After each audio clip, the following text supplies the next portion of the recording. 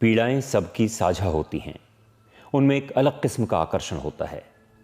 वे सीने में जरा सा भी मोम रखने वाले इंसानों को अपनी तरफ खींचती हैं। जब एक पिता अपनी बच्ची के बेजान हाथ को थामे बैठा दिखता है, हम सब एक साथ पिता हो जाते हैं। हमारा शरीर भी धम्म से जमीन पर पसर जाता है, गला रूंधने लगता है। हम घबराए से अपने आसपास टटोलने लगते हैं। दिल का एक हिस्सा कहता है, तुम्हें क्या, वो हजारों किलोमीटर दूर तुर्की में घटी एक त्रासदी की इकाई भर है, उनसे तुम्हारा क्या लेना देना। मगर दूसरा हिस्सा अभी भी उस पिता जैसा ही बर्ताव कर रहा है। पिता होते ही सारी भावनाएं स्वर खो देती हैं। एक भंवर सा उठता है जिसके अंदर का खालीपन सिर्फ एक पिता ही समझ सकता है। समझने को उस बच्ची का यह कहना भी कितना दर्दनाक रहा होगा, मुझे बाहर निकाल लो, मैं जिंदगी भर आपकी गुलामी करूंगी। यह दृश्य हरम शहर के एक गांव में दिखा। भूकंप के 1.5 दिन बाद जब रेस्क्यू टीम मौके पर पहुंची, तब उन्हें मलबे के नीचे 2 बच्चे मिले, 7 साल की मरियम और 4 साल का इलाफ। दोनों रिश्ते में भाई बहन हैं। भूकंप के समय वे अपने घर में माता पिता के साथ सो रहे थे। तभी धरती डांवाडोल हुई और आफतों से बचाने वाली छत आफत बनकर सिर पर गिरने लगी। दोनों बच्चों के ऊपर भी मलबे का ढेर जमा हो गया। इलाफ के सिर पर पत्थर का ढेर आ रहा था, तब मरियम ने अपने हाथ को कवच बनाकर भाई को बचाए रखा। 36 घंटे बाद दोनों बच्चों को निकाल लिया गया। उन्हें अस्पताल में भर्ती कराया गया। उनकी हालत में सुधार है। ये कहानी भरोसा देती है कि दुनिया में बहुत कुछ ऐसा बचा है जिसे सहेज लिया जाए तो हमारे हिस्से की धरती खूबसूरत बनी रहेगी। जैसे कि सहेजना होगा गले मिलते जर्मनी और तुर्की की रेस्क्यू टीमों को।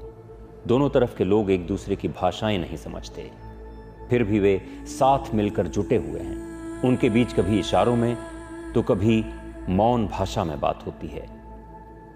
उनकी तलाश का ढंग बड़ा नाजुक है। वे जब किसी ढहते घर के पास पहुंचते हैं, तब सबको शांति बरतने की तायीद करते हैं ताकि वो महीन से महीन आवाज सुन सकें। गाजियान्टेप भूकंप से सबसे ज्यादा तबाह होने वाले शहरों में एक है। वहां एक जॉइंट रेस्क्यू ऑपरेशन के दौरान एक घर से मदद की पुकार सुनाई दी। वो मलबा इतना नाजुक था कि उसे मशीन से हटाने में खतरा था। यह डर था कि पूरी इमारत भरभरा कर धंस न जाए। इससे सर्वाइवर को निकालने की संभावना एकदम धूमिल हो जाती है। ऐसे में जर्मनी और तुर्की की टीमों ने मिलकर एक एक ईंट हटाई। घंटों की मेहनत के बाद जब उन्होंने फंसे व्यक्ति को निकाला, उनके चेहरे खुशी से ताजा हो गए थे। वे भींच कर एक दूसरे के गले मिले। उस समय उनके बीच का हर एक भेद मिट गया था। काश इन पलों के लिए किसी आपदा का इंतजार न करना पड़ता। हालांकि इसी आपदा के बीच एक इंतजार और खत्म हुआ। 7 फरवरी को गाजियान्टेप के हवाई अड्डे पर जब इजराइल का मिलिट्री प्लेन राहत का सामान लेकर पहुंचा, तब एक अजीब संयोग बना। उसी समय ईरान और कतर के मिलिट्री प्लेन्स भी मदद का सामान उतार रहे थे। इजराइल और कतर के बीच किसी तरह के राजनयिक संबंध नहीं है, जबकि इजराइल और ईरान तो जाहिर तौर पर एक दूसरे के भयंकर वाले दुश्मन हैं। इजराइल की खुफिया एजेंसी मोसाद पर ईरान में हमले के आरोप लगते रहते हैं। इजराइल ईरान के सैन्य ठिकानों पर ड्रोन से हमले भी करता है। दूसरी तरफ ईरान भी इजराइल को दुश्मन देश मानता है। वो इजराइल के खिलाफ काम कर रहे चरमपंथी संगठनों को पैसे और हथियार देता है। इसको लेकर दोनों देश एक दूसरे को देख लेने का दावा करते रहते हैं। गाजियान्टेप के हवाई अड्डे पर वे एक दूसरे को देख तो रहे थे और बस देख ही पा रहे थे। जो सिर्फ देखते नहीं रह पाए, उन्हें व्हाइट हेलमेट्स कहा गया। उनका एक नाम सीरिया सिविल डिफेंस भी है। व्हाइट हेलमेट्स की शुरुआत सिविल वॉर के शुरुआती दिनों में हुई थी। 2011 के शुरू में सीरिया के डारा में राष्ट्रपति बशर अल असद के खिलाफ शांतिपूर्ण प्रदर्शन शुरू हुए, मगर जल्द ही इनमें हिंसा का पुट शामिल हो गया। धीरे धीरे ये सिविल वॉर में बदल गया। हर रोज बमबारी होती, घर तबाह होते, बेगुनाह लोग मारे जाते।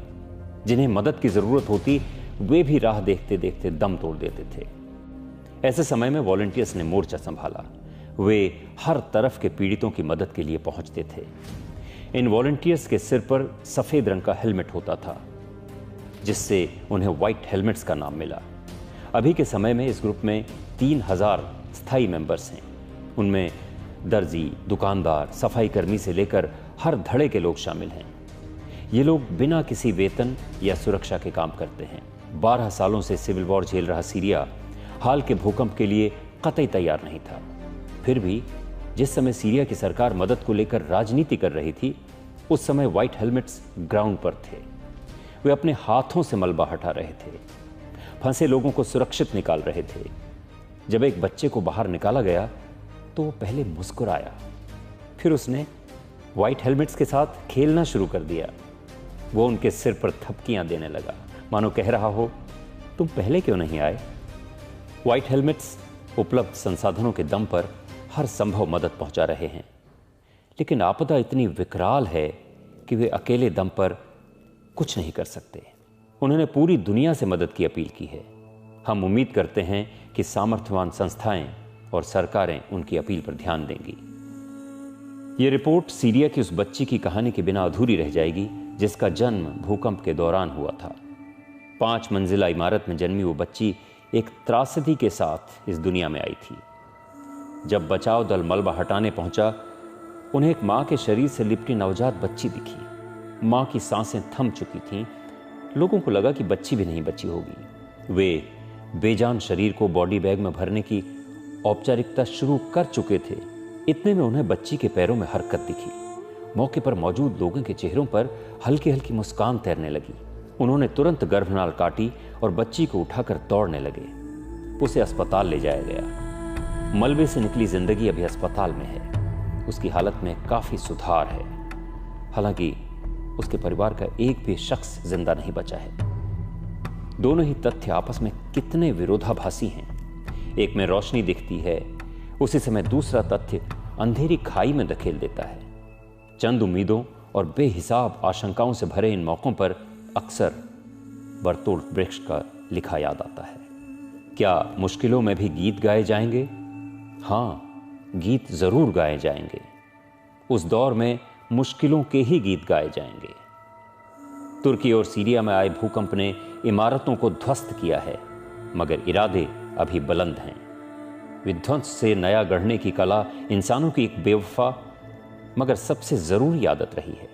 इसे पत्थर दिली भी कह सकते हैं, लेकिन इसी कला ने दुनिया को आंसुओं के सैलाब में बहकर गुम होने से बचा कर रखा है। बीत जाना अंतिम सत्य है, अपनी शर्तों पर बीतना हमारा हासिल। आपके लिए ये कहानी लिखी अभिषेक कुमार ने।